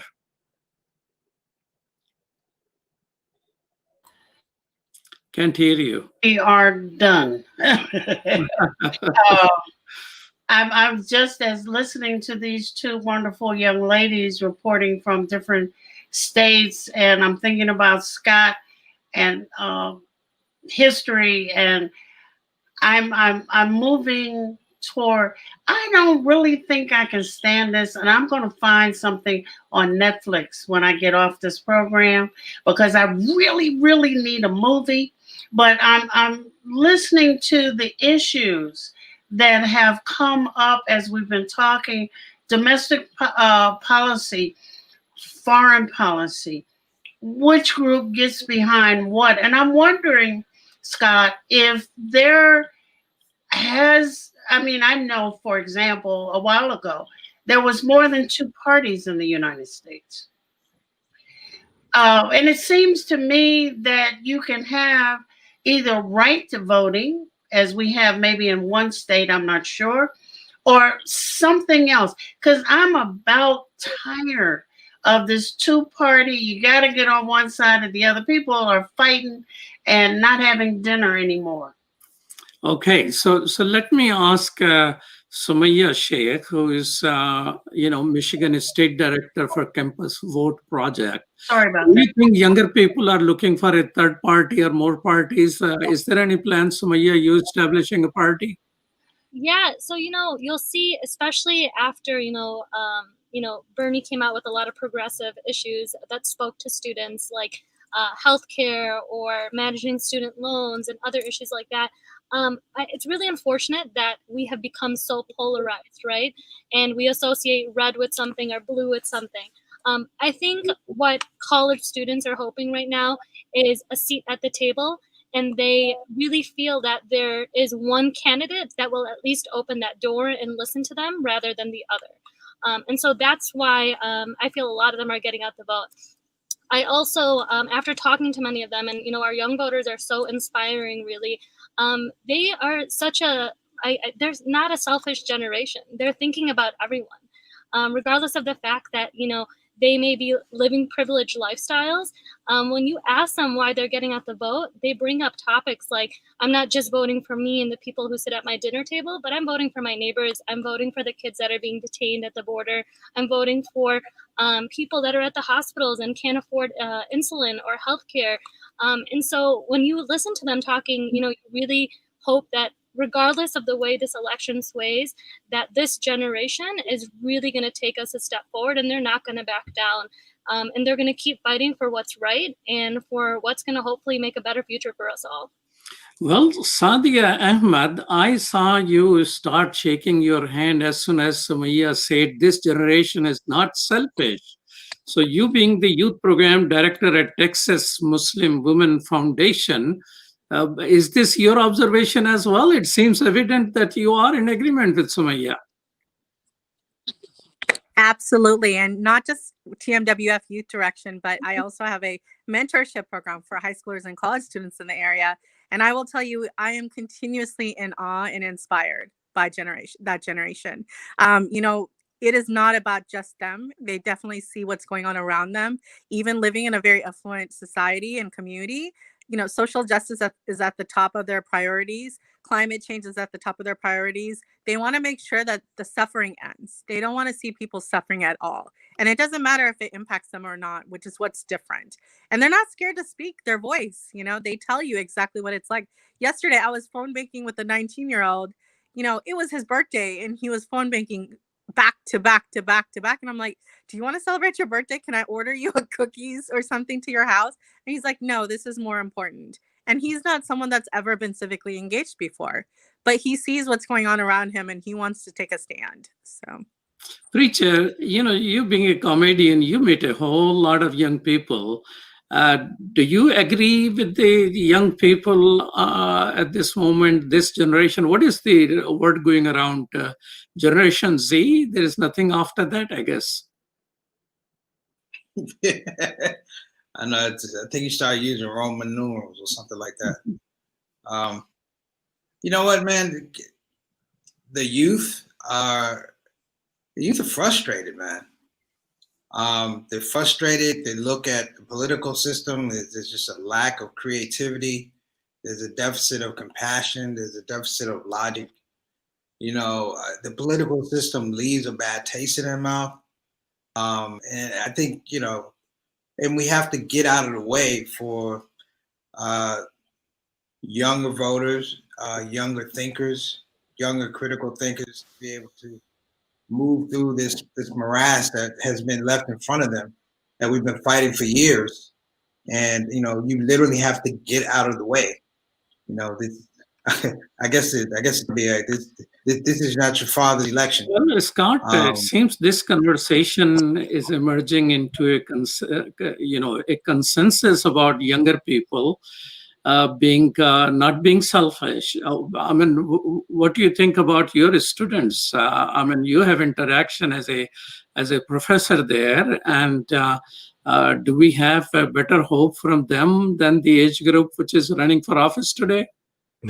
I hope so, because if we don't, then we're really, really, really in trouble. But yes, I have to say that at my institution is in the midst of a larger shift, a larger change. It's an independent, a private liberal arts independent college, and traditionally has been more conservative and dependent upon. We have one of the highest tuitions in the state of Connecticut. We're at it's something like $75,000 a year, and we have worked very hard to get financial aid monies, and we have, as a result, been able to diversify our student body in the last 5 years in ways in which seemingly weren't possible before. And as a result of that, you can see different forces on campus, literally like almost like a miniature America working out.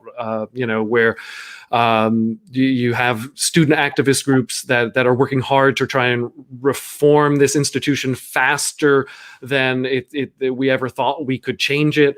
And you have other forces trying to slow that down. And so, yes, the generation has a lot of promise, but I'd also say, you know what? There are also a lot of people in that generation who perhaps maybe are at this point aren't as vocal or don't feel the need at this moment under this president to be as vocal. But there's also a larger kind of conservative force there as well. Going back to the third party question, however, I just want to remark that probably each one of you in all of our states, we probably have a third party. In Connecticut, we have the Working Families Party, for instance, that you can vote local candidates in on. The national third party idea, that's always been a lot more challenging, and it appears at rare moments in the American past. Maine just went to a ranked voting system, right? So you don't have kind of a winner takes all necessarily election. And that's one of the kind of things that many of us believe forces this kind of partisanship, and the two-party system is a winner takes all system.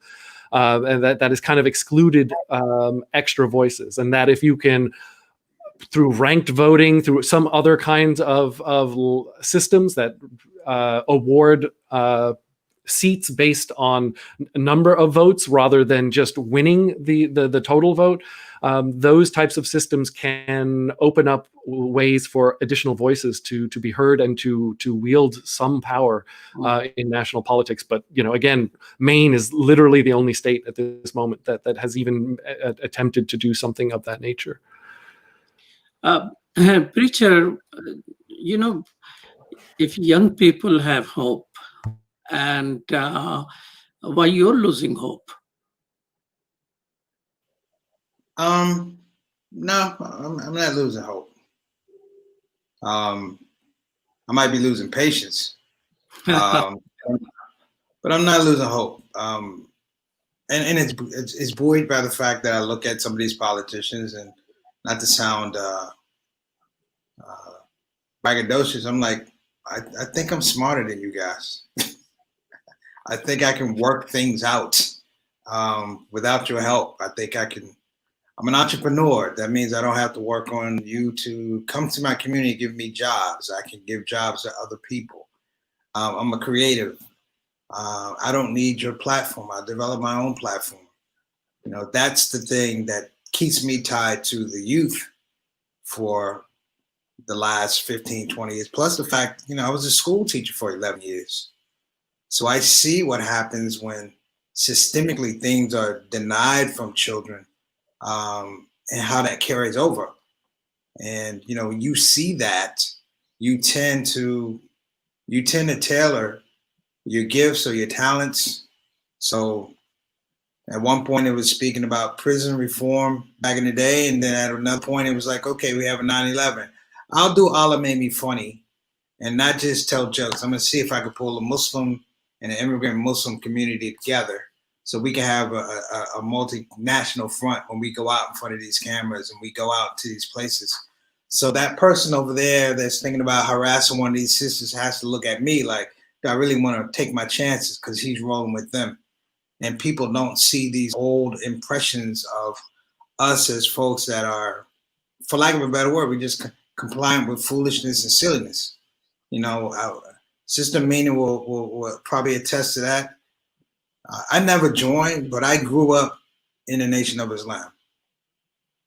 And that discipline, that sense of community, how you build community, has always been something that's been allowed me to strength-wise be able to reach out to my brothers and sisters and carry the fight. And a lot of times we have to look at that. We have to look at it. There's a historical imperative that we overlook, even in this election. Sister Mina alluded to it when we had our earlier guest on from Florida. He didn't see any Muslims when he came to Florida. You got to look a little bit harder. So yeah, to answer your question, I'm not frustrated, man. I might be getting impatient, but I'm not losing hope. All right, good not to lose hope. Sumaya and Sadia, do you think there could be a movement to allow 16-year-old to vote?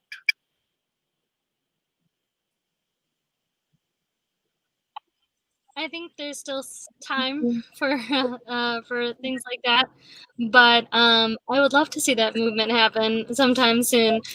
I think right now, before I jump off, thank you for having me. But I think we just have to continue to have hope. We have to continue to listen to our young voters and continue to give them the resources that they need. Luckily, they have the best hands in the game when it comes to social media, which has changed the game this election, as we all saw. So let's continue giving them hope. Let's continue giving them resources, and let's continue supporting candidates like our State Representative Abdullah Hammoud here in Michigan, and State Representative Mari Manoogi, and young people who look like them, who inspire them, to give them that hope that, that could be me one day. So I guess I'll leave with that. That's a good comment there.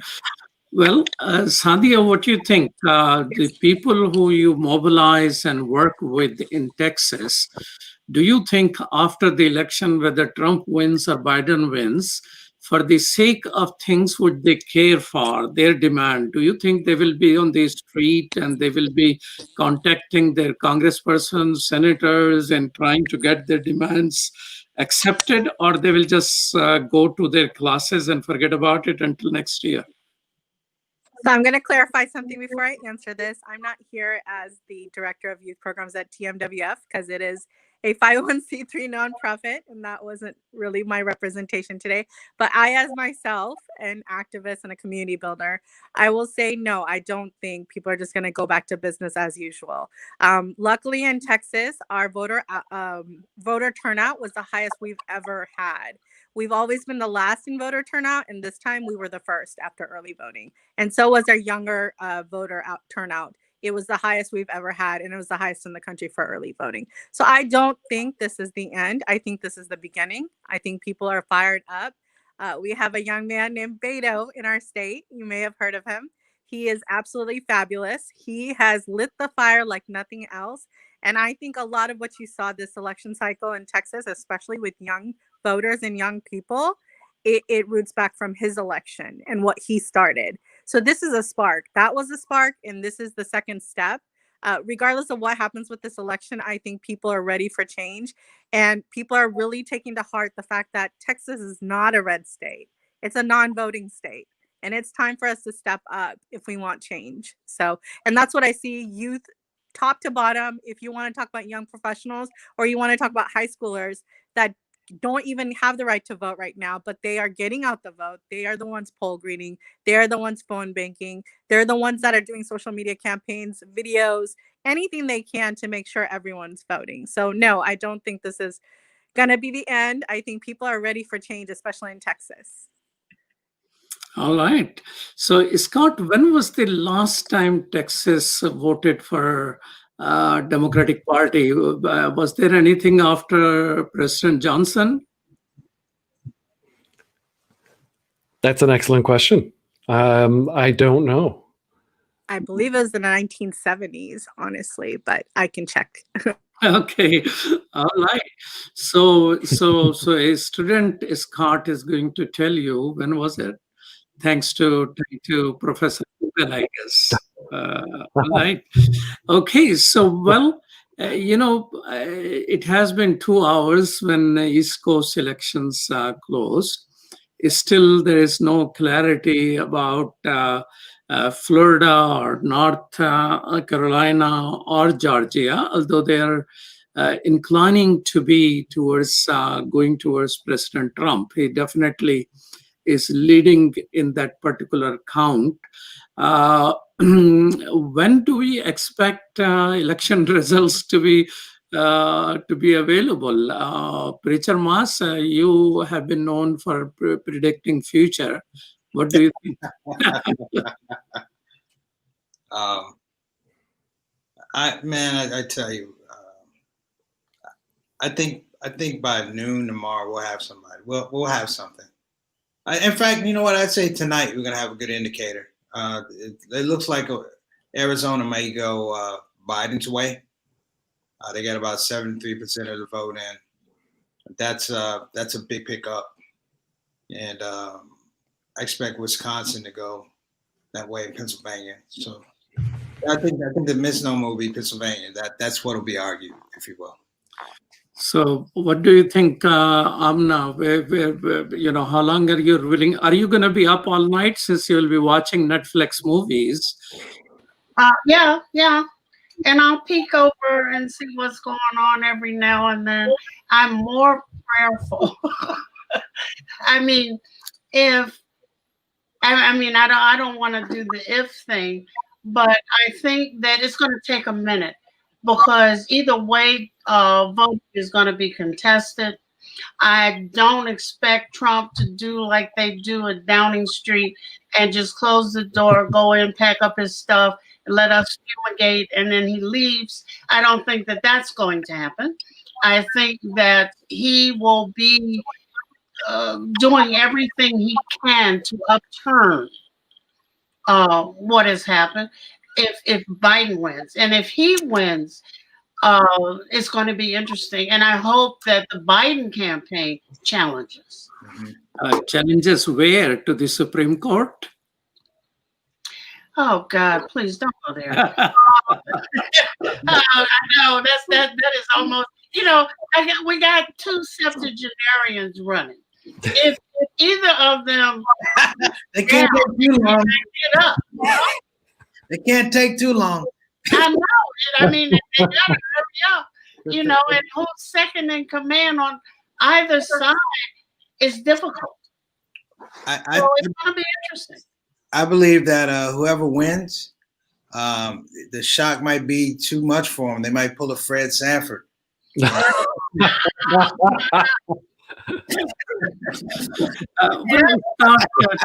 That's good. Give us some history insight. When was it last time when election will just go on, other than the Gore's election? When will it be? With the Chads. Yeah. Yeah, well, let's just hope that by the end of the week we actually have a clear result. Yeah. It's quite possible, and I imagine so far the lawsuits that have sprung up today seem rather minor, right? Not kind of game changers. And nothing that we've seen reported at this point, seems particularly concerning about voting overall throughout the country. So, I always go back to the 1860 election, which was free and fair, and then highly contested as several states decided to just leave the United States. So, free and fair in 18 what? It was free and fair according to the rules of that time. Everybody. Oh, they elected Abraham Lincoln. Oh gosh. I mean, that's how they were considered free and fair. Never mind. Yeah, I'm not couldn't vote in there, so that's what she's talking about. I know. I'm just messing with him. Yeah. I don't consider it free and fair, but those were the rules of the game in 1860, and so that there was not.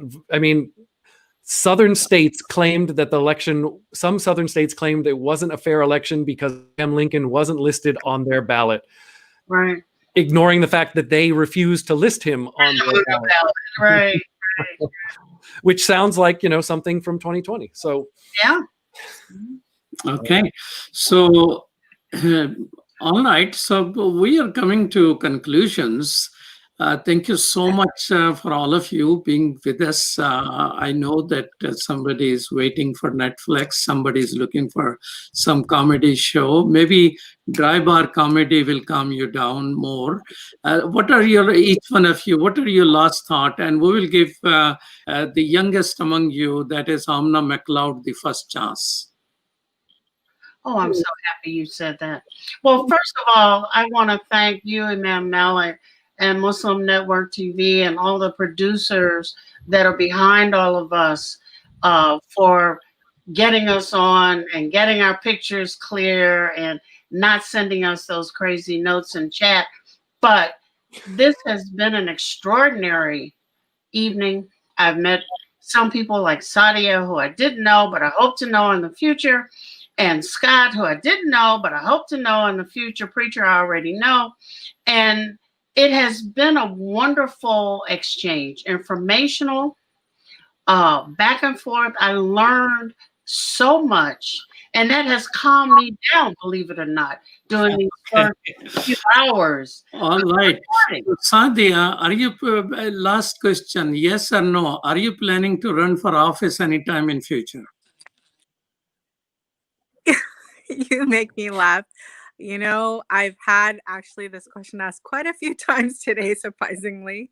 I have a small one. I've got some time ahead of me. Being a mom is probably my number one job right 4 now. years, So she'll be ready. come back at me All in 10 right. years. So, Scott, what will be discussed in your classes tomorrow? 1 minute.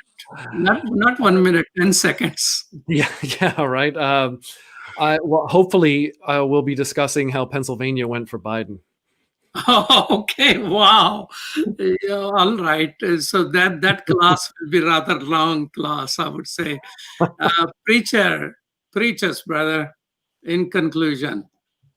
I think we need to make a nonpartisan dua for every class.